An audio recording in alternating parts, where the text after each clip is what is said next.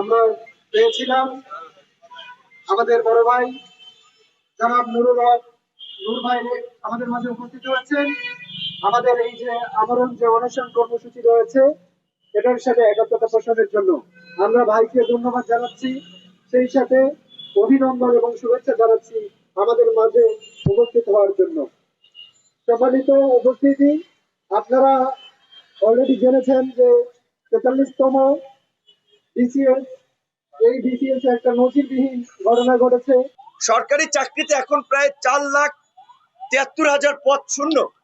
আমরা খুশি হয়েছিলাম যে এই সরকার বলেছিল যে এই বিপ্লবী তরুণদেরকে, এই প্রতিবাদী তরুণদেরকে আমরা দেশের কাজে লাগাতে চাই, আমরা এই শূন্য পদগুলোতে নিয়োগ দিতে চাই। ভালো কথা, কিন্তু এই নিয়োগ দিতে গিয়ে যদি আবার তাদের সাথে এইভাবে বৈষম্য করা হয়, যে যেই আন্দোলনের স্লোগান ছিল কোটা না মেধা, সেখানে আজকে মেধাবীরা পড়াশোনা করে চাকরির পরীক্ষা উত্তীর্ণ হয়ে নিয়োগের জন্য রাজু ভাস্কর্যের ধুলাবালিতে পড়ে থাকবে, সচিবালয়ের কিংবা আমলাতন্ত্রের লাল ফিতার বেড়াজালে বন্দী থাকবে।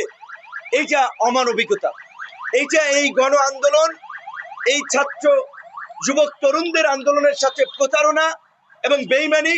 আমরা এই সরকারের কাছ থেকে অন্তত এইটা প্রত্যাশা করি না। আমি আপনাদেরকে বলছি যে আপনারা আজকে এখান থেকে একটা আলটিমেটাম দেন, কারণ আপনারা সরাসরি চাকরি প্রার্থী। সেটা যদি বাস্তবায়ন না হয়, আপনাদের এইখানে যারা এসেছে, আপনাদের সাথে যারা একাত্মতা পোষণ করেছে, তাদের সহ প্রয়োজনে আমরা মন্ত্রণালয় ঘেরাও আপনারা করবেন, আমরা আপনাদের সাথে থাকবো। কিন্তু একটা বিষয় আমরা আপনাদেরকে পরিষ্কার করব, আপনারা দেখেছেন এই ঢাকা বিশ্ববিদ্যালয়ের প্রত্যেকটি রাজপথ আমাদের রক্তে রঞ্জিত হয়েছে। আমরা কোনো টেন্ডারবাজি দখলবাজি করতে সেই রক্তে ধরাই নাই, কারো মাথায় বাড়ি দেই নাই, কোনো হল দখল করতে যাই নাই। শুধুমাত্র শিক্ষার্থীদের অধিকার এবং সমাজ এবং রাষ্ট্রের প্রয়োজনে ন্যায়সঙ্গত কিছু কথা বলতে গিয়ে এই রাজু ভাস্কর্যে, এই টিএসসিতে, এই লাইব্রেরির সামনে আপনাদের মনে আছে 2018 সালের 30শে জুন ফুটবলের মতো তারা কিন্তু মেরেছিল, কিন্তু তারপরে আমরা কিন্তু হাল ছাড়ি নাই। আপনাদের দাবি দেওয়া নিয়ে আমরা কথা বলেছি। আমাদের পরিষ্কার কথা, যে এই ছাত্রলীগের দুর্বৃত্তরা আমাদের উপরে এইভাবে পৈশাচিক হামলা করেছে, নারী শিক্ষার্থীদেরকে লাঞ্ছিত করেছে, হলকে একটা ক্যান্টনমেন্ট বানিয়ে শিক্ষার্থীদের একটা দাস বানিয়ে রেখেছিল। প্রোগ্রাম করলে সিট, প্রোগ্রাম না করলে হলে থাকা যায় না। সেই ছাত্রলীগ সংশ্লিষ্ট কেউ, তাদের বিষয়ে কিন্তু আমাদের সমর্থন নাই, তাদের বিষয়ে আমাদের কোনো সহানুভূতি নাই। তারা যে অত্যাচার নির্যাতন করেছে, এখনো শরীরের প্রত্যেকটি অঙ্গ প্রত্যঙ্গে আঘাতের চিহ্ন রয়েছে।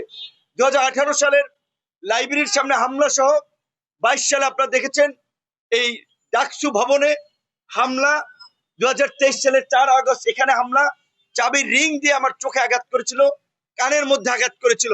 আমরা সেগুলো মামলা করি নাই, সেগুলোর মামলা প্রসেসিং। ছাত্রলীগের সরাসরি পদধারী যারা আছেন তারা ব্যতীত আমাদের অন্যদের চাকরিতে আমরা পুনর্বহালের জন্য, বিসিএস এর সুযোগ দান করার জন্য সরকারের কাছে আমরা আবেদন জানাই, এবং তাদের চাকরি ফিরে পেতে তাদের সমস্ত কর্মসূচি এবং আন্দোলনের সাথে আমরা থাকবো।